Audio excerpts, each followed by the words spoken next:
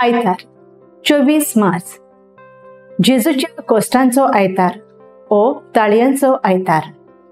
मुखेल वड जुदेवांचो राजा तूं नियाळा कादार।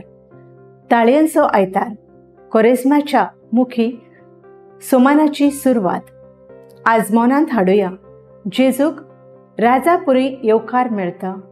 ताळयांनी ताका देव तेंपलांत येवकार दिलो। अकस्मात हें बदल्लें जाल्यार राजाची गोत कशी जातली? इसायास प्रवादी आमकां सांगता, सेवकाक बुजवणेची आनी जाणवायेची उतरां उलोवंक अधिकार दिला। देवाच्या उतराक कान दितली मनशां जावंक सगळ्यांक उलो। देवा खातीर सोसूंक तयार आसलेलो मनीस कसलीं आव्हानां येवं सेवक देवाच्या आदाराचेर पातयेता, त्याच देवाचो पाठिंबो ताका मेळटा। हें आस्वासून ताची सोक्ती आनी प्रेरणा।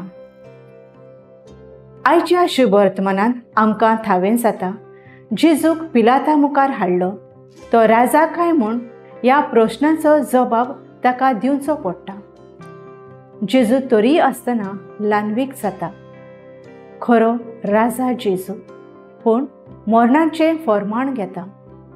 खुर्सार मरोपर्यंत जेजू ल्हानवीक रावलो आनी असलो राजा खंयच्याच काळार जल्मचो ना। आमी जेजू आमच्या राजाक वळखता पूण ताच्या कडल्यान फकत पुरावे सोदता। पातकी जिविता वरवीं ताका कांट्याचो मुकुट भेटयता। ताच्या मोगाची बेपर्वा करता। ताका प्रश्न करता। त्याग पळयनासतना ताच्या आड पोंचता।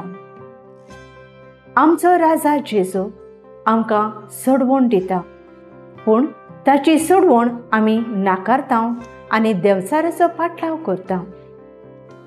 म्हजो थाराव आमच्या जेजू राजाक वळखून घेवन ताका भोगूंक आनी शेवंक ताच्यांत रिगून दिसपट्टी दुसऱ्यांक पोरगटूंक वावुरतली।